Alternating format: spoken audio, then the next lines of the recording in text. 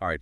Let's jump into this stuff you sent over about the Adobe AD0-E608 exams. So good. Some really interesting practice questions here. Yeah. Looks like this exam is all about skills in Adobe Customer Journey Analytics, or CJA for short. You got it. And for anyone listening out there, whether you're thinking about getting this certification or maybe you just want to get a grip on customer journey analytics in general, Right. this deep dive is going to be super helpful. Totally. And even if you're just kind of curious about how companies actually track and understand what users are doing, their behavior, That's right, tracking those journeys. this should give you some good stuff to think about. Yeah, it's all about understanding that customer experience, peeling back the layers and seeing what's going on. For sure, for sure. And just to get us all on the same page, Absolutely. we have some basic info on the exam itself. So the ID for it is AD0-E608. The cost is $125 globally, or $95 if you're in India. Yeah, that's right. It's in English. And you need to get at least 36 out of 50 questions to pass. And you get an hour and 40 minutes. Yeah, you've got some time. But to be honest, those are just, the basic facts. Totally. The exciting part, I think, is really digging into the kinds of questions they ask. Yeah, let's get into it. We're going to go through some of these practice scenarios and see what we can learn from them, pull out those core concepts Right. and see how it all applies in the real world, like when you're actually doing analytics. Absolutely. Our mission here is to not just get the answers right, but to really grasp the why behind them. I like it, the why not just the what. Exactly. And what all of this tells us about how to do customer journey analysis effectively. It's about developing that mindset, Yeah, right? Like thinking like an analyst. exactly. Thinking like an analyst. So let's jump right in with our first question. Let's do it. Okay, so imagine you're putting together a dashboard in Adobe CJA, and you realize something's missing. Mm-hmm. That revenue per visit metric, it's just not there. You need that data. Yeah, you do. So what's the very first thing you should do to get that metric included? We've got a few options here. Yeah. One is to integrate it into the existing view, just add it in. Okay. Another is just redo the whole dashboard from scratch, just like a complete overhaul. Start fresh. Yeah. Or you could try to estimate it using some other data. You have, secondary data. Interesting. Or you can just set up alerts, so Yeah. you get notified when data is missing. All right. So 4 options there. Yeah. What do you think? What's the best first step according to the material you sent over? Well, the right answer here is A, integrate it into the existing data view.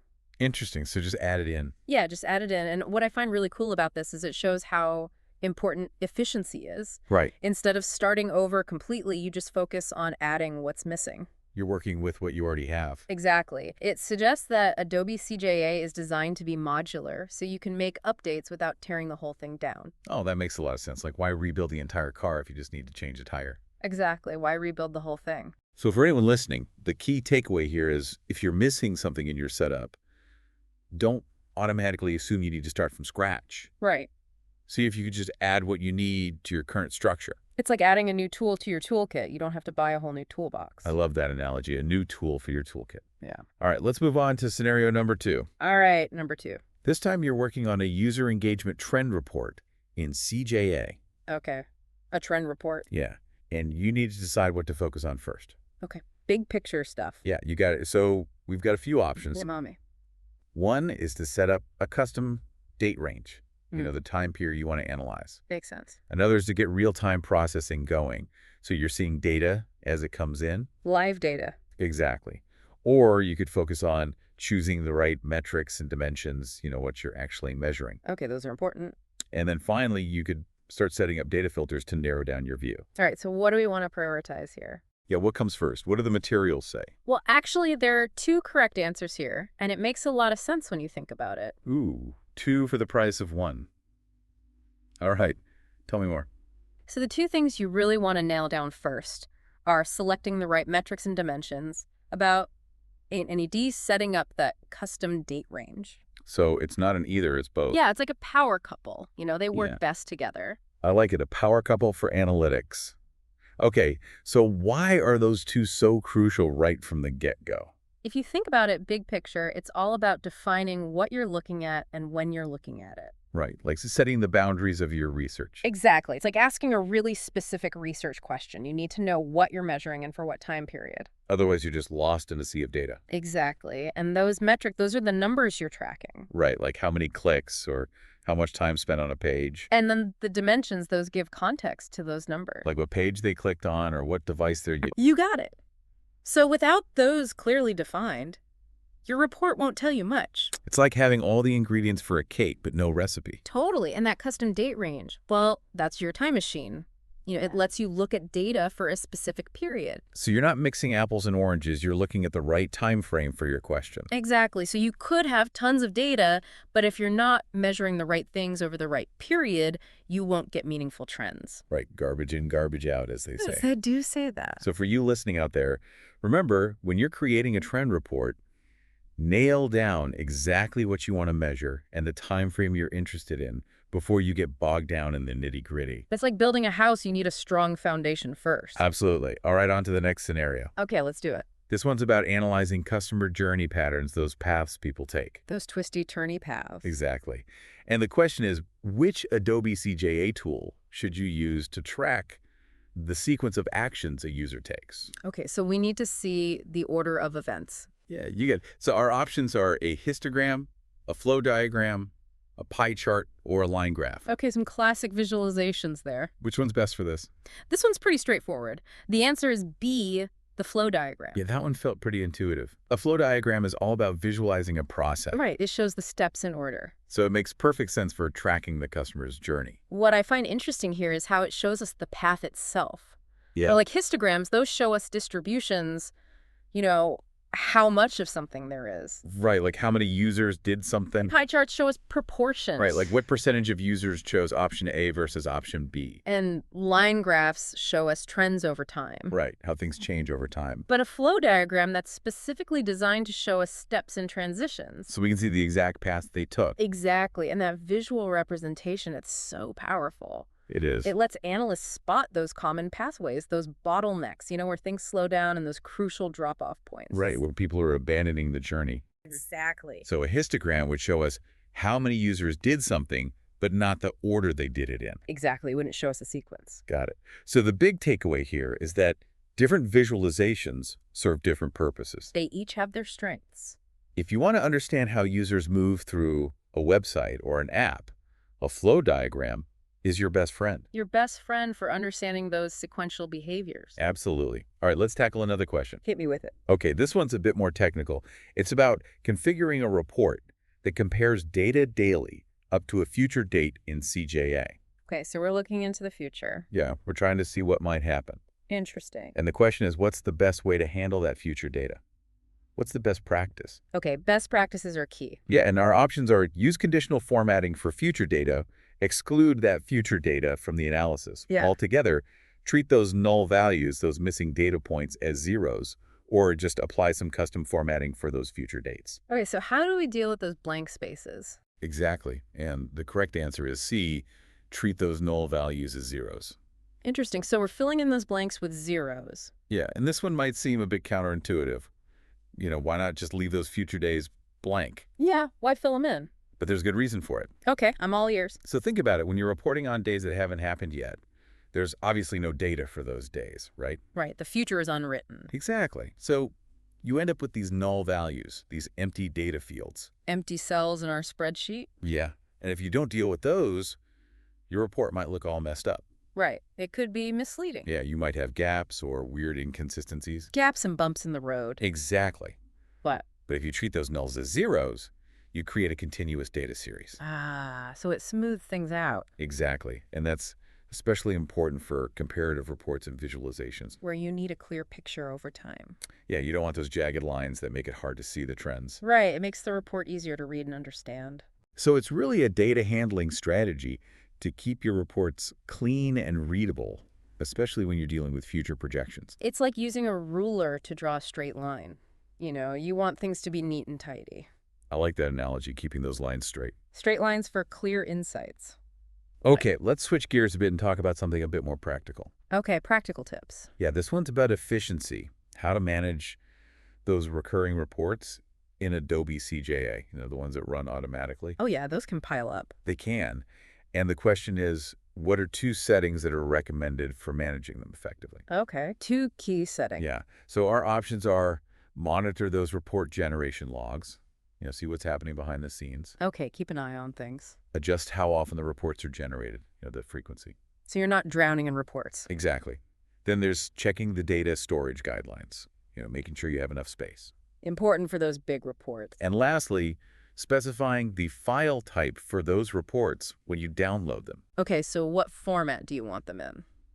Yeah, you got it. Yeah. So what are the two most important settings according to the materials? Well, the two that stand out are B, adjusting the frequency, and D, specifying the report file type. Okay, so it's about timing and format. Exactly. And it makes sense when you think about it. It does tell me more. So adjusting the frequency, it's all about not overloading the system and making sure people are actually using the reports they get. Right, you don't want people ignoring them because they're too frequent. Exactly. And you don't want them to miss crucial insights because they're not getting reports often enough. It's all about finding that sweet spot. The Goldilocks zone of reporting. I love it, Goldilocks zone. Yeah. All right. What about specifying the file type? Why is that so important? Well, it's all about making sure people can actually use the reports. Right. They need to be able to open them and work with them. Exactly. So if you know your audience primarily uses Excel, well, you want those reports to be in Excel format. Makes total sense. So it's not just about getting the data. It's about delivering it in a way that's useful. It's about closing the loop, making sure the information gets where it needs to go in a format that works. I like that closing the loop, right? On to the next question. Bring it on. This one's about visualizing those progression and drop-off rates through different sections of a website. Okay, so we're back to those customer journeys. Yeah. We want to see where people are moving through the site and where they're leaving. Pinpointing those exits. Exactly. Hmm. So which visualization in Adobe CJA is best for this? Okay, let's see our options. We've got path analysis, sequential flow dot plot, or time decay analysis. Okay, some familiar terms and some new ones. Which one's the winner? The answer here is a path analysis. Path analysis it is, and this one builds on what we were talking about earlier with flow diagrams. Right, we're getting even more granular now. Exactly. So flow diagrams show us the general sequence of steps, Oops, the overview. but path analysis zooms in on specific sections of the website or app, We're getting into the details now. and it shows us where people are entering and exiting those sections. So we can see where people are getting lost or where they're finding what they need. Exactly. Why is that kind of insight so valuable? Well, because it tells us where to focus our efforts. All right, if we know where people are dropping off, we can start figuring out why. Exactly. And then we can work on fixing those problem areas. So it's a direct link to optimization. It's all about improving the user experience, making it smoother and more engaging. I like it, a smoother journey for everyone. Yeah. All right, let's move on to the next scenario. Okay, what do we have next? This one's about setting up a brand new custom report in Adobe CJA. Okay, starting from scratch. And the question is, what's the very first thing you should configure to make sure you get accurate results? Okay, setting the foundation for accuracy. You got it. And our options are the time span of the data, setting the priority for those different data sources, writing the calculation for a new metric, or setting up those export protocols for the data. Okay, so what's step one? What do we tackle first? And the answer is A, the time span of the data. Okay, so the when comes before the what? Exactly. And this might seem a bit tempting to jump right into what you want to measure, those juicy metrics. Yeah, get right to the good stuff. But setting the time frame first is crucial Why is that so important? because the time period you choose, it affects everything else. It's like setting the stage for the whole play. Exactly. If you're looking at trends over the last quarter, but your time span is set for the whole year, your results are going to be off. Right, you'll be comparing apples and oranges. So it's all about setting the right context for your analysis right from the beginning. It's about asking the right question before you start looking for answers. I like that, asking the right question. Oh. All right, let's move on to a question that's a little more advanced. Okay, bring on the challenge. This one's about analyzing how customer behaviors change over time. Okay, so we're looking for patterns and shifts. Exactly, and we need to choose the most effective report type for this in CJA. Okay, so we need the right tool for the job. You got it. Our options are segment overlap analysis, rolling averages, summary user retention cohort analysis, or an interaction depth table. Okay, some interesting options there. What's the best choice? The answer here is C, user retention cohort analysis. Cohort analysis it is, and this is a really powerful technique. It is. It helps us understand those long-term trends. Exactly. So instead of just looking at the overall trends, cohort analysis lets you group users based on a shared characteristic. Like when they first became customers. Yeah, exactly. And then you track their behavior over time as a group. So we're not just looking at everyone as a single mass. Right. You're dividing them into these cohorts, these groups with something in common. It's like tracking different graduating classes, Yeah. to see how their careers progress over time. Oh, I like that analogy. So what kind of insights can we get from this kind of analysis? Well, it's really good for understanding user retention and long-term engagement. Okay, so we can see how long people stick around. Exactly. You can see if customers who signed up in January are more likely to stay active than those who signed up in June. Interesting. So we can compare different groups over time. And you can see how their usage patterns change over their life cycle. So we can see how their behavior evolves. Exactly. And this can give you amazing insights into the impact of marketing campaigns, product updates, even seasonal trends. Right. So we can see what's working and what's not. And how it affects customer loyalty. Super valuable stuff. All right. All right, on to our next scenario. Lay it on me. This one's about setting up a new data view in CJA. Okay, so we're creating a new window into the data. Exactly. And the question is, what are the essential configurations? What do you absolutely need to set up? All right, the must-haves. And we have to choose 2 from the following list. Okay, 2 out of 4. So we've got choose relevant metrics and assign dimensions, enable automatic event response through the API, label those data components clearly, and secure the data with encryption. Okay, so we need to choose 2 of those. What are the 2 most crucial ones? The 2 that are absolutely essential are A, choose relevant metrics and assign dimensions, and C, label data components clearly. Okay, so it's all about defining what we're looking at and making sure it's labeled properly. Exactly. And it makes sense. The data view, it's how you see the data. Right, it's your window into the information. And to make it useful, you need to choose what you want to see. Those metrics and dimensions. Exactly. Those are your building blocks. So we're back to those core ingredients again. Always back to the basics. And why is labeling everything so important? It might seem like a small thing, but it's crucial for understanding and collaboration. Okay, so it's not just about being tidy. No, it's much more than that. If your metrics and dimensions aren't clearly named, it can be really hard to interpret the data. Right.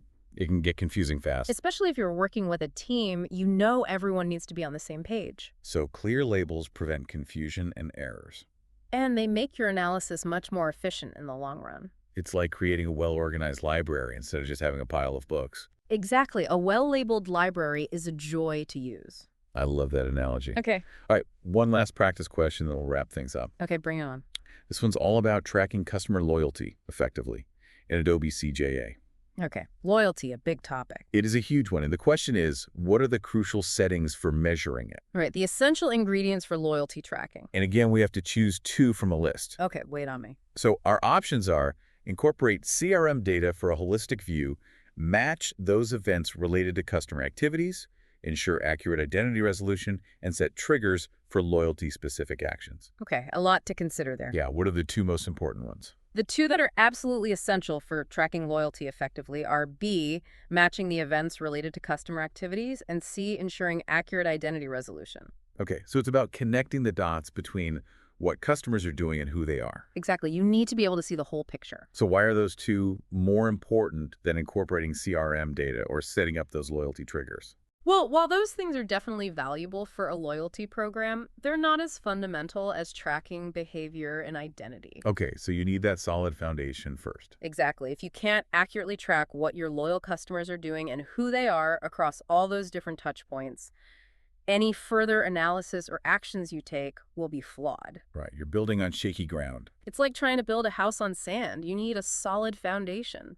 So it's all about having that single unified view of the customer journey. That's the key, a single source of truth for customer data. Thanks for joining us for this deep dive. It's been a pleasure. Until next time, keep those customer journeys flowing. And those insights coming. We'll see you soon. See ya. Bye.